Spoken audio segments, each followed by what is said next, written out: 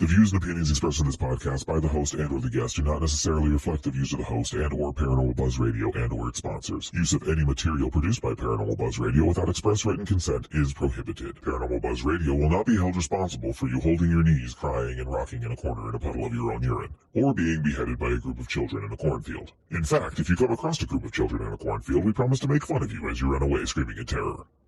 Listener discretion is advised. Here's your host, Chris and Kelly. Ooh. Hey, guys. Hey, guys. My voice is low enough you may have trouble understanding which one of us is which, but, you know, it's fine. I doubt that. All right, guys. Welcome to the Traveler's Moon podcast. So it's been a hot minute, and that's because somebody is part robot now. Only partially.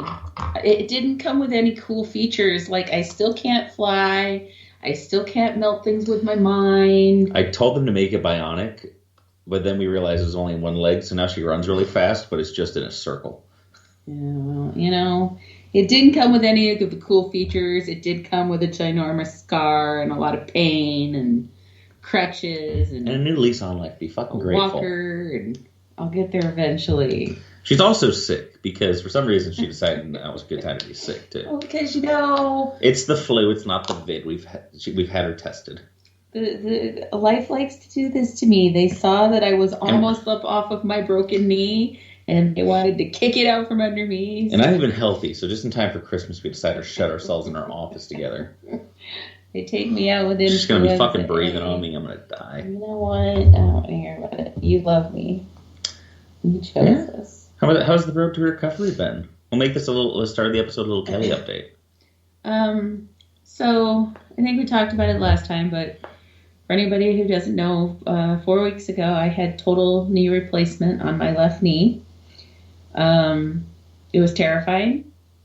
The first week was, honest to goodness, not good. It wasn't. We don't know what went wrong, but something went wrong, and we spent that entire first week with my leg from toes to hip cramping and spasming, and it wasn't fun. It wasn't fun. So it was a week later that we finally got that under control, and since then it's not been bad. We've been slowly making progress and walking around on it and weight bearing, and it looks like the surgeon honestly has done a really good job. I mean, there's going to be a scar, obviously, but it looks like he did a really good job. And long-term plan here is we're going to be up and moving and walking. Pissing off TSA agents for eons to come. Because I now officially will set off all sorts of warning buzzers when I go through TSA. It's the bomb they put in there. It is. I'm going to say bomb now because I can't say bomb when we get to airports. Well, you know, you can't be part robot and not piss people off. So, but yeah, that's all going well, and was finally starting to feel like I was going to be a normal person again. So I decided to catch the flu. And here I am. What's new with you? You've got some fantastic new beers out. You're dying on me. Dying. You're dying on me. I'm just coughing up a lung. Got some fun new beers out at work. We established last night that I've got the biggest tits in the house. We did. We did. We did, in fact. Like math proved that Chris has the biggest tits in the house. It's not necessarily the biggest tits. So and, I've been on a bodybuilding program since October, and last night my chest measured in about 51 inches, which beats actual Tits McGee over here by like a couple inches. So neither my daughter or I are like exactly small-chested girls, and I'm not a small person. I just assumed that I was still bigger around than he was. I'm not. His chest measurement wise is bigger around than me. Measurement wise? Do you say it like there's any other I mean, I don't know. It's way just of like gauging this because situation? You said your tits are bigger than mine, and they're not technically. You'd like circumference of that area of your body He's bigger. Good use of the word circumference. Thanks. Thanks, I passed 3rd grade. Nobody in 3rd grade is using the word circumference. Jesus. Yeah, that's at least 4th grade. Oh my gosh. All right. So anyways, what are we talking about tonight, my love? So I'm basically doing a book talk. The show was supposed to be a couple weeks ago, and that was like right when you were fresh, like still ridiculously high on drugs for medical purposes. Oh, yeah. Now she just does it recreationally. Now it's fun. No, so I'm going to plug it because he doesn't talk about it well enough. The whole podcast is about it, so obviously we're about to plug it. We're going to plug it for you. So it has been almost a year, right? Which is spooky. Almost a year since he has released a book. This is something that he worked on for multiple years just to get it written and documented. I'd say about a year. The thought's been there for a while. Solid writing it, but just something that he put a lot of the heart and soul into, that got released about a year ago that we never really have focused on. We have, but not for like our podcast. And so when we started talking about what we wanted to do for subjects for our podcast again, I said, we need to do one about your book. We need to give you an opportunity to talk about what is Fear and Fascination in Edinburgh Manor. And so, yeah, that's what this podcast is going to be about. And it works well because he is going to do most of the talking and I can just sit here and watch him. So cough in the background.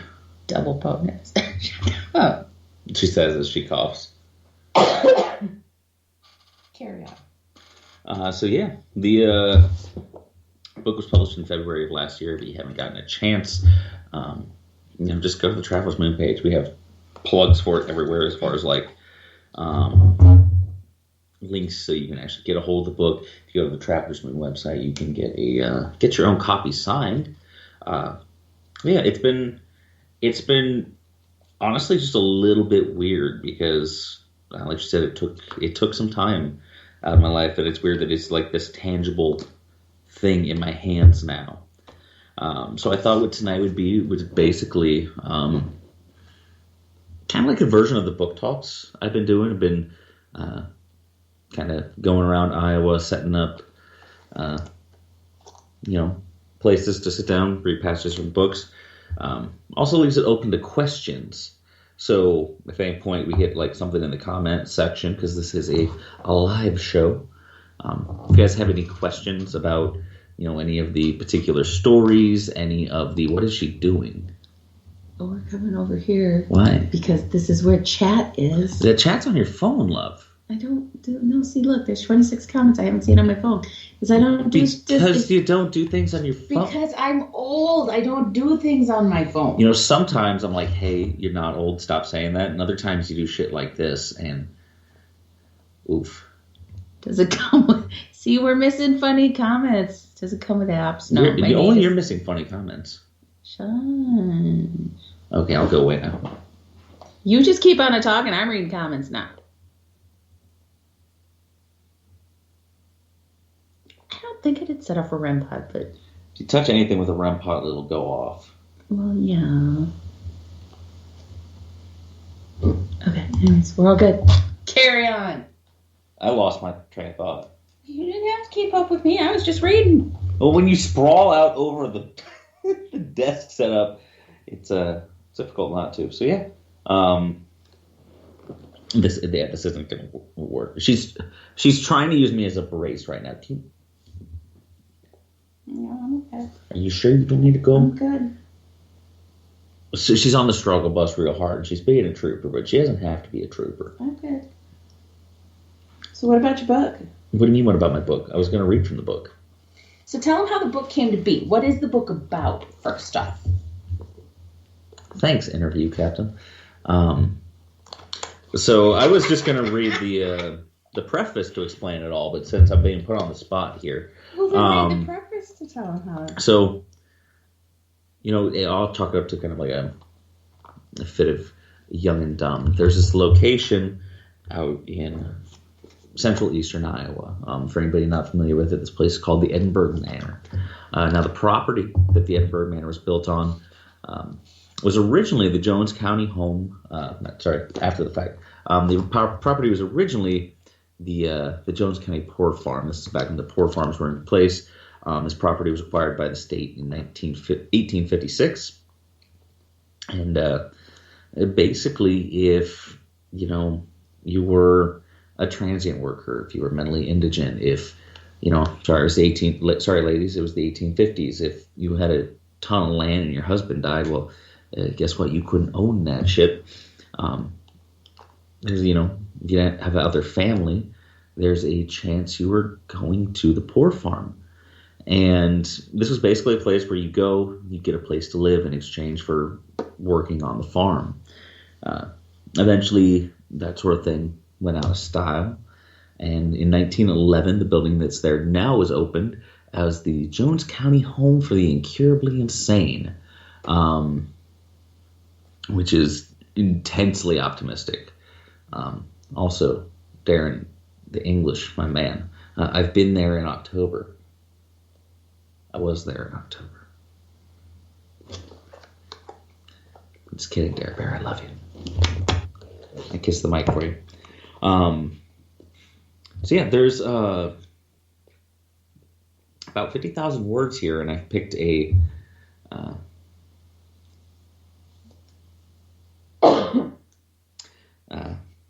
few smaller passages that good ghost stories, good reflections as a paranormal investigator. And I think the number one question of when I tell people about this, because it was a big old fit of young and dumb, and the main question is, how was it?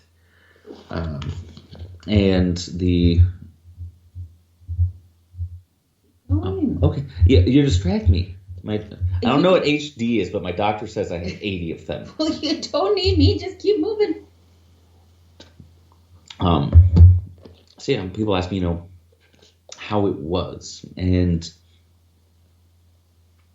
I actually got to sit down and really kind of, my English is raw. We need to stop having a comment section. It's the most distracting thing. My English is raw. Darren's English is raw.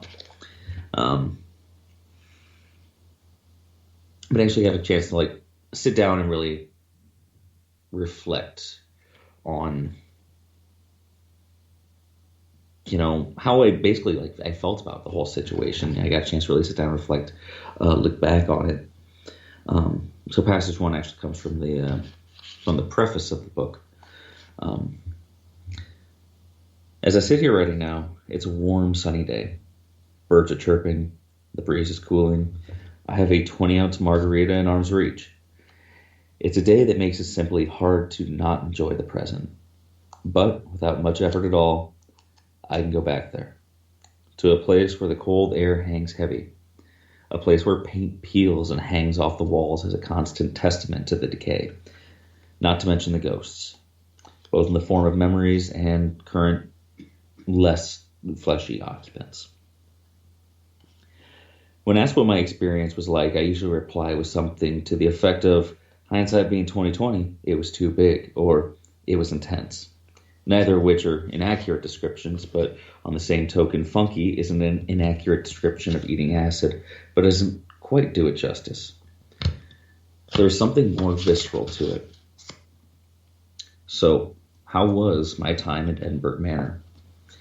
It was nerve-shattering. As the footsteps of disembodied persons unknown quieted down the hall, a dark man proceeded to throw things against the walls of the basement. When he had finished his turn, the walls would then commence their chattering back and forth. Between all of these things, silence. Not just silence, though. The most deafening form of silence. The silence where you sit in anxious anticipation for the next thing. and then the next. The silence became just as horrifying as the man downstairs. It acted like a grindstone in all of my senses and, for a time, a little bit of my sanity. It was a learning experience. I never advocate that anybody do anything like this themselves, but I'd be lying if I said it didn't do something special for me. I learned something there, but that is exactly I couldn't quite say. I just understood things differently, how spirits can interact with me, how I can with them. I learned respect, not like some. Some get an idea of respect. We all respect the big man at the end of the bar with a snake tattoo and the scar. You get a new kind of respect when he punches you in the mouth. And over the course of my time there, I took a few good licks. It was pure. I can honestly say that I had more genuine interactions in that manner than I have much of my life with the living types. There were no agendas. There were no egos after mine had properly been put into check. It was me. It was them. I wanted to know their stories, and they, in turn, wanted to share. It was fun. Not like a game of checkers fun, but like a roller coaster or a car crash. The kind of fun that comes from teetering near the edge and makes you think, damn, I just survived that. It's a kind of fun that makes you see the world a little differently until the curious euphoria of the experience wears off. And I finished my margarita. I've had another. I spent the better part of an hour trying to find the proper words to describe something that, in a way, has acted as a milestone in my life. Can you put words to that? Or is it just a precious treasure you can only hope to describe? And I think that's a big thing. I feel like no matter how much I go into detail with the things I experienced at Edinburgh, at no point does anything I say ever feel like it does it like any sort of justice, if that makes sense. So yeah, I'd been accepted to film school back in 2013. It was the New York Film Academy. I had been accepted into a one-year conservatory program. So basically, I was going to go to school for a year straight, become a documentary filmmaker. And I was set to go in September. In the July of that year, I was informed that I didn't have a place to live, and as it turns out, it's difficult to find an apartment in Union Square, Manhattan, with just a month's notice and, about $1,000 to your name. So, and that was the, reason that fell through. But I knew at the time, like, filmmaking was something I was at least curious. Like, that's at the time, that's what I wanted to do. And I was like, I've been doing this paranormal investigation thing for quite a few years now, and I had seen the TV shows, and I was like, okay, this is how they function. It's a group of dudes. They go into a place overnight, come fight me in the dark, bro, for a couple hours, and then they go home. And I was very curious to see what, would become of a person if they went into a place alone. And, what if it wasn't, just, 8 hours? What if, I was in there for 5 days? Because I'm fucking brilliant. So the investigation ended up being about 110 hours. And to this day, I don't remember who turned me on to Edinburgh Manor, but I think I either owe them a drink or, like, a slap in the face, because the place in my own backyard. I was looking at places in, like, California, Montana. Doing some further research, I had actually looked into the asylum that American Horror Story Asylum was loosely based on. But yeah, I ended up Edinburgh Manor was in my own backyard. And this was 2013, so the manor had been open for a horribly long time as like a haunted venue. This poor lady's here rubbing her leg. Are you okay? I'm okay. You look miserable. I'm okay. Okay. So yeah, I went out. I bought a wicked expensive camera, like the big, fancy kind that you like prop up on your shoulder and stuff. I bought expensive editing software, lights, all that jazz, and yeah, I set out to make a movie. I didn't do a whole lot of research into the place prior. I'd done a couple interviews with Mississippi Valley Paranormal. Shout out to those guys. They gave me some of the lowdown. They'd heard screams. They'd heard things toppling over. All that spooky stuff. But it was so cool because I go out and I'm in the middle of a cornfield. Turns out it's like a half hour from the town I grew up in. And bottom, like, itty bitty, like, speck of, maybe used to be a town, cornfields, but then this big brick structure shows up on the horizon, and I got so excited. I'm like, holy shit, this is my place. Going through comments here. Darren, been touched. Jenny, I'm very curious about when you say you saw something on the ceiling in the basement, because that's not the first time I've heard of such a thing. If we get around to the straitjacket experiment in the book, we'll talk about that. And, yeah, heard a lot of cool things about Broadhead in Wisconsin too.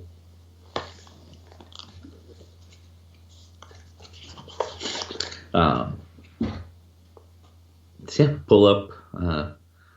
Me and my brother, who was working as my cameraman at the time,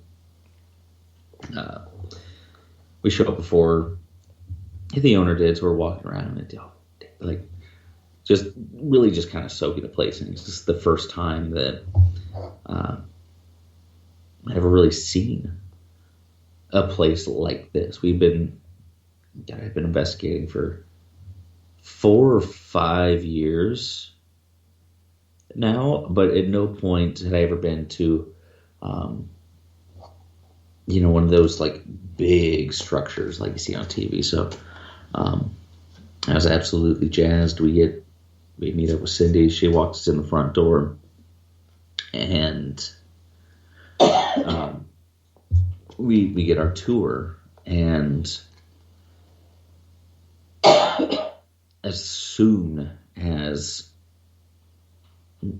we even go in the front door, I started getting that like little nagging, like, oh shit, did I make a mistake kind of feelings.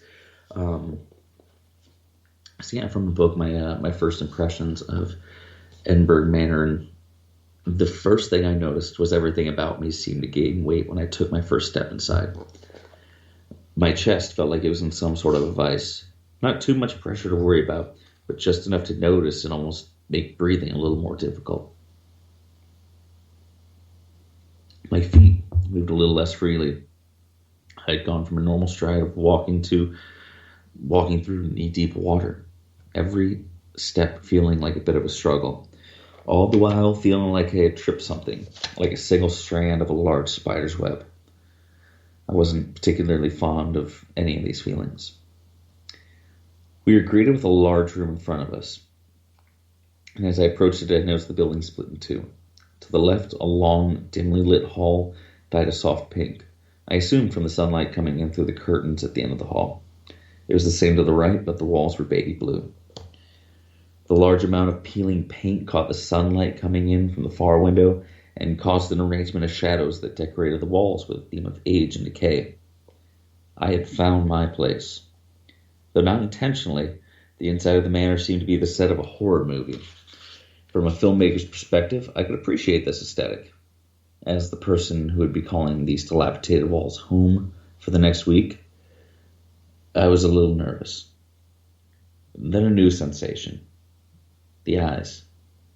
The eyes of countless not just seeing you, but taking notice. Heads poking out of every door. Some were simply inquisitive. Others seemed to make me feel aware of just how much I was intruding. I was, after all, an unannounced guest in their home. And that's something that I notice is kind of a recurring theme for a lot of people, is that, constant feeling of, like being watched. And you've been in Edinburgh Manor quite a few times. Would you say that's... Oh, yeah. There's always somebody watching.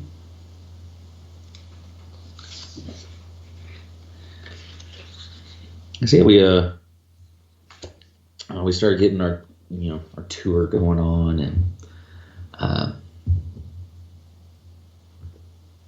sorry, I'm also trying to keep up with comments here. So we started getting our tour, and I want to get on the level with you guys. I used to be a fan of Ghost Adventures. And I'm not talking like later seasons. I was talking like seasons like 1 through 4, where it was still like a watchable show, and especially to like a, impressionable young man that I was at the time. I thought it was cool, like, ask the sexy questions, like, oh, so you, like, just during the Poor Farm, it's how it was, you would have people who were in prison that would, be fresh out, hard to get a job fresh out of prison, or so I've heard. And you have nowhere to go. You go to the Poor Farm, and, you go there, and I mentioned earlier, if you were a woman, you could only own so much land at the time. So there were times where criminals, the mentally insane, were in like the same building as children, and I alluded to that, and it was one of those, we have this weird thing where we need to paint everything black to keep the entertainment aspect of what we do sexy. It's not cool that we're literally walking through a 100-year-old building. It's the history itself isn't interesting enough. We've got to find a way to make sure that there's a demon crouched around the corner and ready to fight. We need to turn it into some weird melodrama of a spectacle. Like, we can't just do what we do and have it be fascinating enough. So that initially was the avenue I was going to try to take with it. I was like, I don't want to be just like the TV shows, but I saw what worked, and eventually walking through the place, there were a few times where there were some kind of like sobering up experiences where I got a little less brave, where I actually started being cognizant of where I was at. Okay. We got somebody who's been a trooper, but she's going upstairs. Can you say bye to everybody? Bye, guys. Everybody say bye to Kelly. Send her love. Lots of love. She doesn't give herself enough credit, but she is doing super good, because, like, even a week ago, going down the stairs was like a daunting task, and now she's going up and down. She went to Walmart and shit today. She's sticking her tongue out at me, but I'm proud as fuck. But she's doing good. Love you. So yeah, I kept getting these random little, like, just kind of sobering things. And the first one really kind of came about, on the second floor. We get up. We had gone down the women's wing. We checked out that room. So when I say that room, to give you like kind of an idea of the layout of Edinburgh Manor, if you haven't been there, the building splits off into 2 wings. So it splits right down the middle, and then it jets out. So it's almost kind of like a horseshoe shape. And at the end of these, at the end of the wings, there's usually like either large, like common area, a large sleeping area, basically bigger room. And we'd gone, through the women's wing, and everything was chill. Then we get over to the men's wing, and we get to the common room, and it's blue. There's a big dream catcher on the wall. There's an incompleted puzzle on the table. But then she pulls us over into a side bedroom, and she points over to where we were just at the women's wing. And if you look closely from here, you can see a series of holes that run up the brickwork, she explained. At one point, we're pretty sure the posts ran across there horizontally to keep it completely closed up. We're guessing to keep people from jumping. This was the first time I had actually thought about where I was at. There was a despair that now sobered my initial excitement. This was a place where a fair number of the tenants were not well. From where I was standing, I could see that many thought of this place as a final solution to that lifetime of unwellness. I mentally checked out for a bit after that. We came back to the hall, and we were told the story of a door slamming. Or was it a cabinet? I became caught up in my own thoughts for a time. I'm sure to some, the Edinburgh Manor was a good home, kind staff and living with friends. Fond memories. But what about the others? Trapped in a place they didn't want to be with, people they didn't want to be with. This place must have felt more like a prison to those particular poor souls. And who could blame them for finding a quick and easy solution?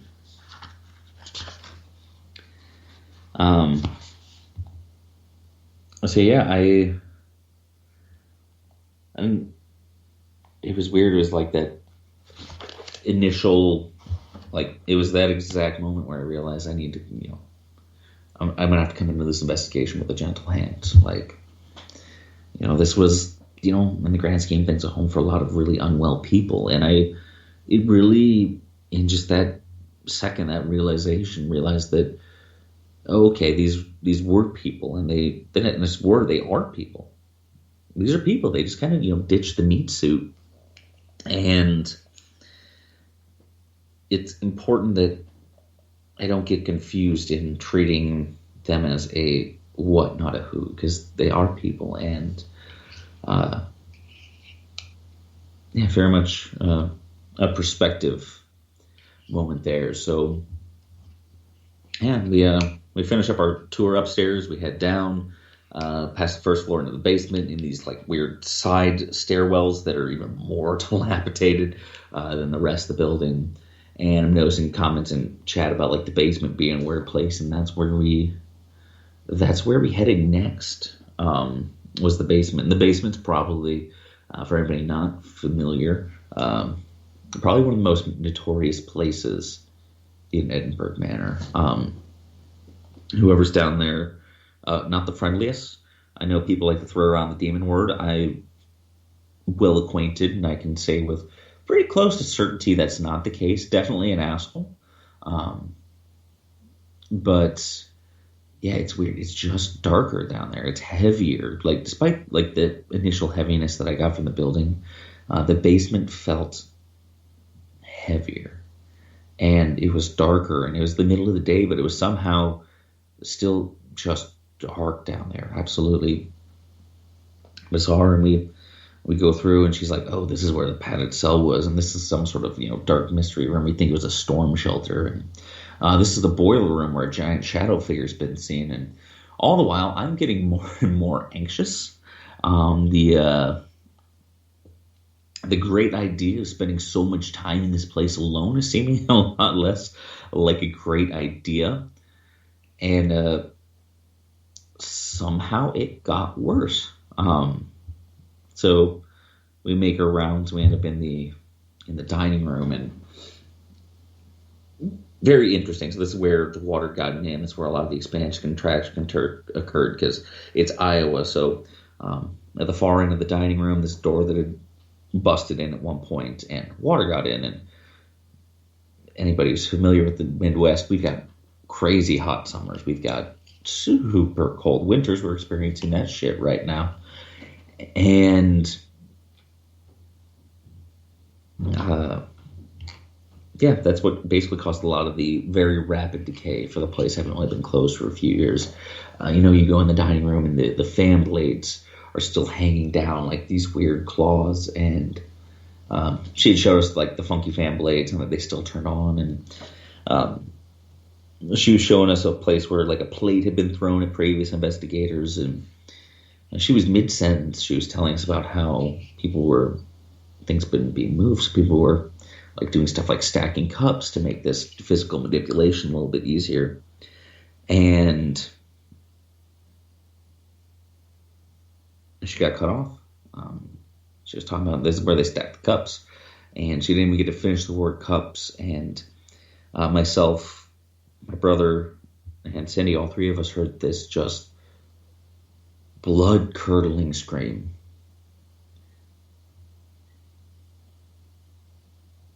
As a documentarian, it was very cool. As the guy who was going to be spending the next week here, my pants were full.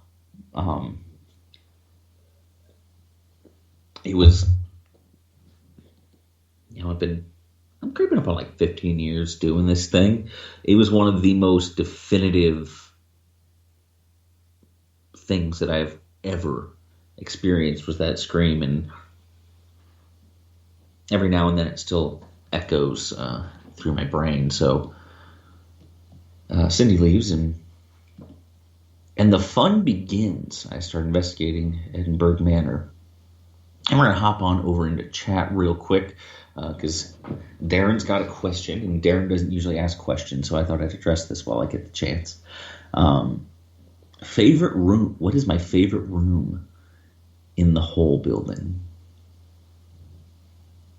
You know, I've never actually thought about that, Darren. Everywhere has something cool, has something different. If you go up to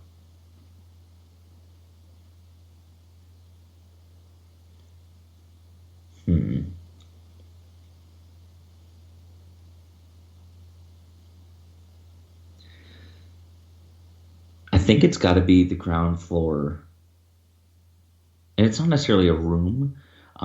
It's just looking down the men's wing. So during the course of my stay, there was a lot of times where I had a hard time getting up the courage to actually go investigate places. So I just kind of sat at the intersection of those halls and looking down that hallway. And the little girl that they call Susie is down there. And she was like my one comfort. She was like the one interaction I had that didn't scare the absolute shit out of me.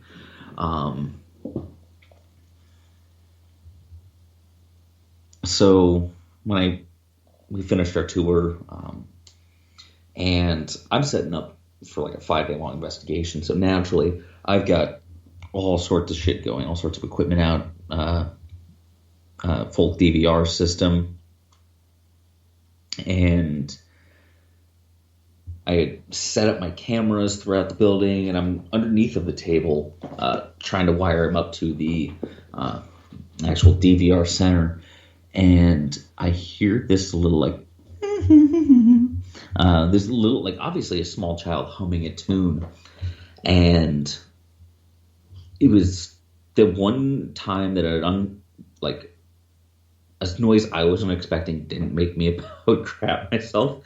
I actually I went to jump up, and I'm underneath the table, so I cracked my head. I had a goose egg. I go run down the hall, and I see this little petite shadow figure bob into that first room down that hallway. And that's kind of where, I remember the scream, but for some reason that feels like the first really impactful experience for me at Edinburgh, where I felt like there was kind of an actual interaction between me and a spirit. And yeah, I spent a lot of time just kind of looking down that hallway. I was waiting to see that shadow again. I'd set up dolls for her. I'd put bells on the dolls, so if I jangled, I would hear it. And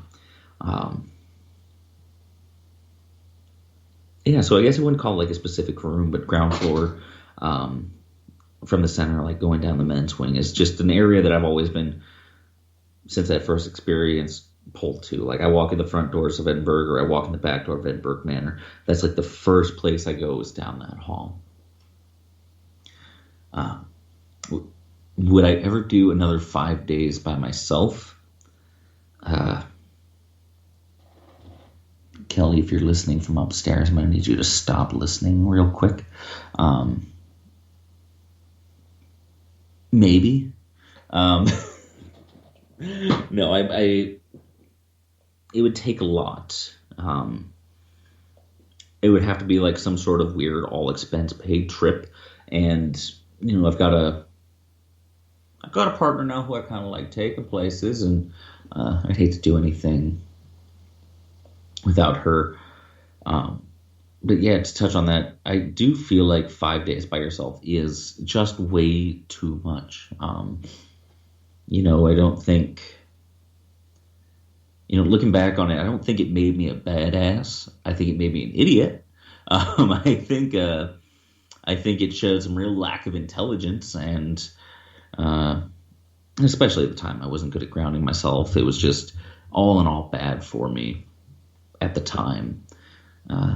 So yeah, I think 5 days alone is just way too much. I think you're trying to, at the time I was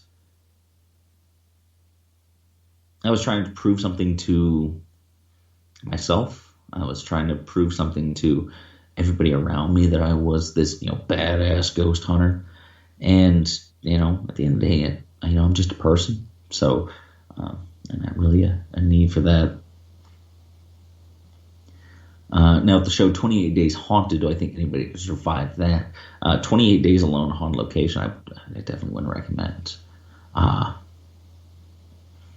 being said, I'm very curious about like the actual premise of that particular show. It was kind of cool to watch events unfold over long-term exposure, because I do think that long-term exposure that I had was awesome for me. I think there was something to that. I think just at the time, I had been going about it all wrong.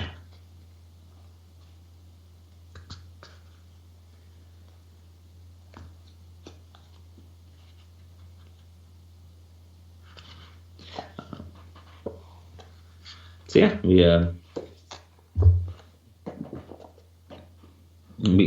saw the little girl when I was there by myself, and I saw an opportunity on night one. I realized I've got like 15 minutes left in the show, so you guys are going to get the same book talk as everybody else. You're going to go through my first 24 hours with me. I saw the little girl, and that was kind of exciting. But at the same hand, that was like, a lot of shit's coming my way.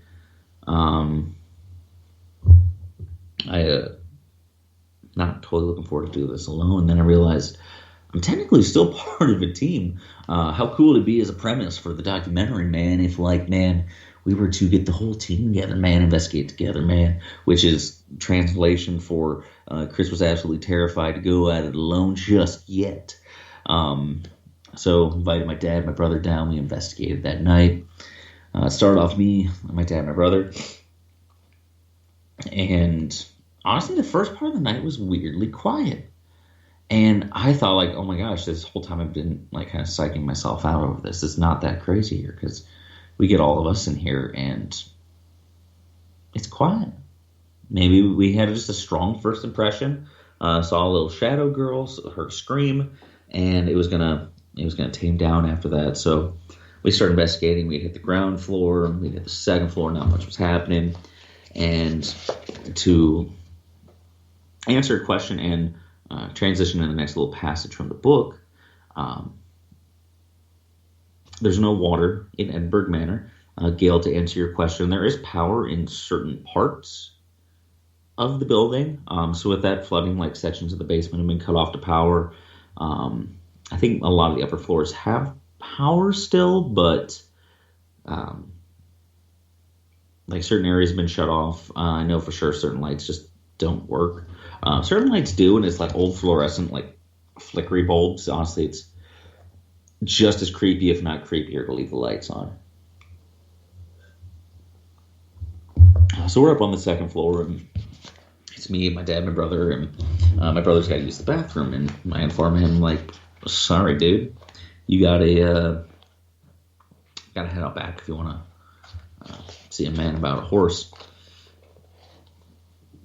So he takes off, and me and my dad were up in the central common room on the second floor, which is right now very unfortunately kind of caved in after a storm. But give it a little time, my brother comes back, and next passage. Eventually we heard the back door open and close again, signaling to us my brother was back. Sound traveled in a funny way in the manor. It seemed the further away a sound was made, the more it became diluted and almost an ambient groaning of the place. The sound of the door opening and closing was obvious, but the general direction was imprecise, as if the sound were coming from everywhere at once. We only guessed it was my brother by inference. We heard him walking on the ground floor up the stairs to the second.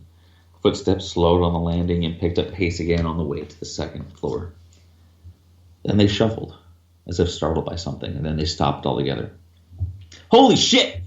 That's his words precisely at the time. The footsteps frantically scrambled towards the room Dad and I were in, and Chaim appeared. His eyes were wide with a strange infusion of fear and sickened curiosity that I'm sure most paranormal investigators are familiar with. I just saw some dude down the hall. I sprang from my chair, curious and just a little excited about the break in the growing boredom. Where at? Chaim motioned for us to follow and explained as he went. So I got up the stairs and looked down the women's wing for some reason. And at this point, he had led us to the second door down the hall to the right. He continued, propping himself in the door to simulate to us what he saw. And I saw this guy leaning out, looking at me. He pointed a finger in my direction. I thought it was you until I realized I could kind of see through him. What did he look like? Dad had asked. I couldn't tell. He seemed disappointed by the fact it was too dark. There's a strange invigoration that happens on a paranormal investigator after seeing something like this.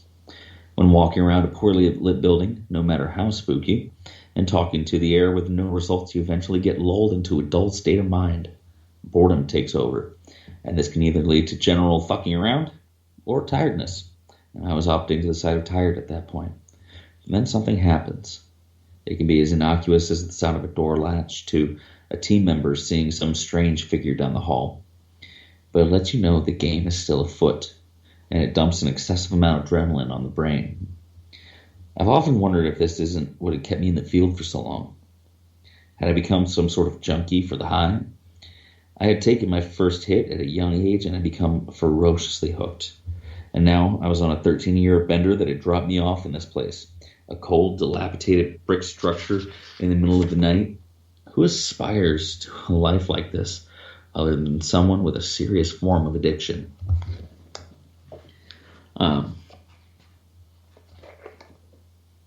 And yeah, I feel like I should, there are times where, I'm, in the grand scheme of things, what we do is pretty weird. I do feel like at some point I'm going to end up in a room full of circular chairs in the basement of a church and being like, hi, my name's Chris. And then you're going to hear that resounding hi, Chris, from a room full of people. And that's exactly what's going to happen. Eventually there's going to be some sort of Paranormal Investigators Anonymous sessions, because it's very, it's fascinating, and there's a part of it where even if you're not a big history nerd like me, it's still, there's that adrenaline aspect, and it's a very, addictive thing. So Chaim got his adrenaline bump for the night. He went home, and then shit got weird. I got put in a straitjacket in the padded cell, which had fascinating results. And then Dad left, and I realized that, okay, it's just me now. So probably around midnight or so, I put myself to bed, because I realized this is a marathon, not a sprint. I can investigate at night, but it can't be crazy late because, at this point I've got 4 more days of it. And on the ground floor in the common area, I'm a big outdoorsy guy, if you guys weren't aware, and I had a little hiking pop tent that I would use when I would go on longer hikes, and I was like, this is going to be my safe space. They can't see me, I can't see them. I am going to be completely safe in here. completely neglecting the idea that maybe sound could travel through nylon just fine. So throughout the course of the night, I was hearing footsteps. I was hearing random pops, clicks. Well, pretty sure doors opening, closing. I heard a baby crying once or twice.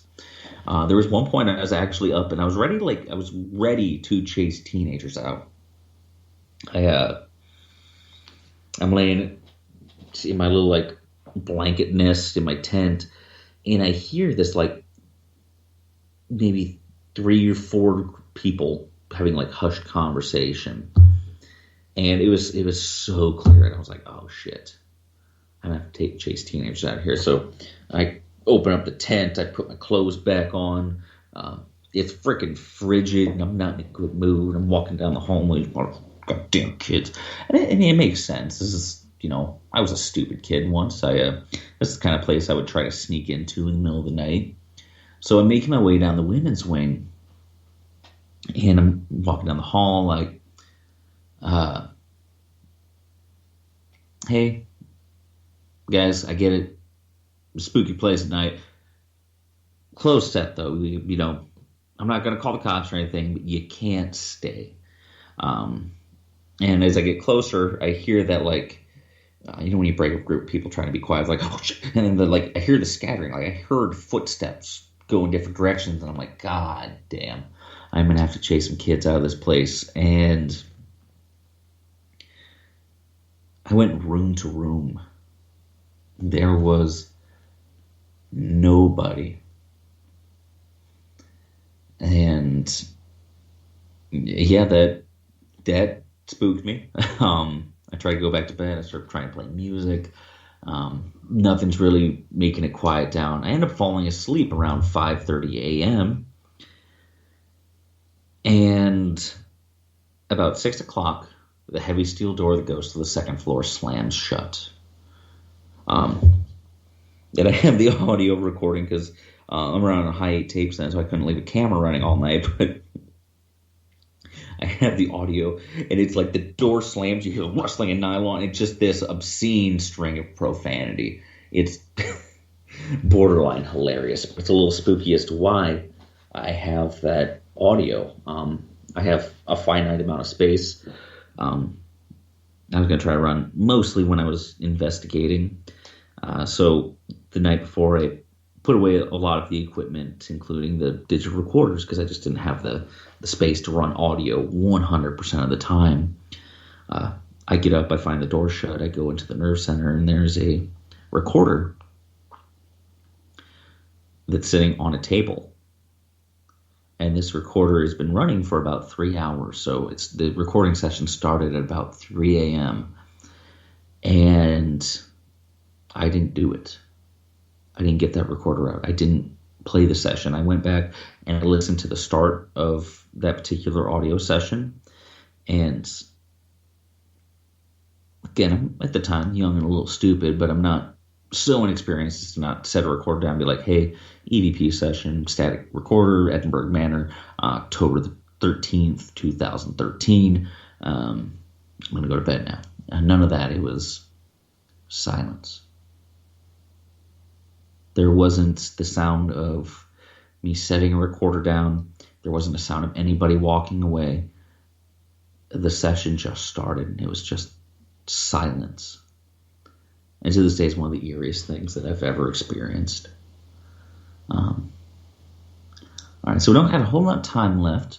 If you guys want to know what happened next for the next 4 freaking days, you're going to have to buy Fear and Fascination in Edinburgh Manor. You can find that at travelersmoonpara.com and get you set up with a copy. So Darren's question, did I ever experience a sense of a loss of time? And yeah, I would say so. It wasn't in I looked at my watch 1 minute and it was 10 a.m. and the next thing I knew it was 1 in the afternoon. But it was almost like I had to go over notes and stuff. I had to go back and go over what little footage I had and notes that I had from the investigation, because the whole thing is a blur. Like, I don't know if it was sleep deprivation. I don't know if it was the manor itself, but something caused that entire 5 days to just blur in this weird way that and it's not even like how, if anybody else got locked down for COVID for like a couple months, how that all just kind of blurred together. It wasn't like that. It was something weird. It was something different. So I would say I kind of lost time. And Christy Porter wants to know, have I ever thought about doing a second book, whether Edinburgh or Malvern Manor? So right now I'm actually working on 2 books simultaneously, which is proving to monopolize my time. Another one's going to be stories, kind of like Edinburgh was, but it's going to be more of a collection of short stories. The other one's definitely more research based. So for my nerds out there, working on something exciting for you guys. Don't want to go into too much detail on that, but if you're checking us out on Facebook, that map, that's your hint. Definitely more books in the making. As far as like a long form narrative like that, I don't know if I could pull something like that off without going through that again, and I'm not sure I'm prepared to do that to myself. Darren wants to know what the average amount of time I slept there was. So night 1 was a half hour, which is going to bring the entire average down. So I know day 2 I actually passed out in my car for about 3 hours.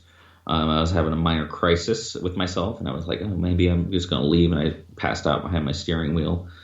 Slept for 3 hours, really helped boost my morale.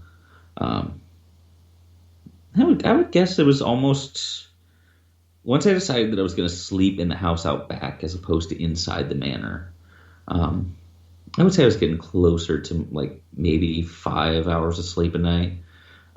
So definitely not as much as I should have, but I mean, at the time I was able to function off of 5 hours of sleep just fine. Yeah. We'll leave it open for maybe 1 or 2 last questions while we plug some shit. We're getting close to the end of the hour here, people. Thank you for tuning into the Traveler's Moon podcast. As always, I am one of your hosts, Chris Nielsen. Kelly McCarville is upstairs. She's resting. She's on the road to recovery. So everybody sent her those good vibes, all that good stuff. It's been very cool, and makes me really happy to see the support that she's been getting for this whole process. So we're going to hit 2023 real strong, because we're actually going to have 4 legs between the 2 of us now. A lot of awesome stuff on the schedule. Investigations starting as early as January. So next year we're looking at just a lot of places. Yes, like Darren said, remember to like and share, everybody.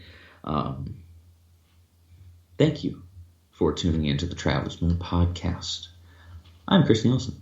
Kelly McCarville is upstairs being a fucking champion. And you can find us anywhere online at Traveler's Moon. If you want a copy of Fear and Fascination in Edinburgh Manor, if you want to learn the whole story, you can go to travelersmoonpara.com. Go underneath our shopping section. You can get a signed copy sent to you for just $20. That's like with the shipping. That's a pretty awesome deal for a book. If you want, you can also go on Amazon, because I'm trying to make those online sales there too. And then, really appreciate you guys. Not seeing any more questions in the comment section. So, you guys have a fantastic night. Have a blessed Yule. Stay safe. We celebrated Yule the right way with ghost stories. Some people say that Yule is the night of the year where spirits are sleeping. Others say it's when only the good ones are sleeping. So I suppose it's up for interpretation. You'll have a good night. If you're in the greater Midwest area, brace yourself for the snowpocalypse. It's gonna be a bitch. Have a good night, guys.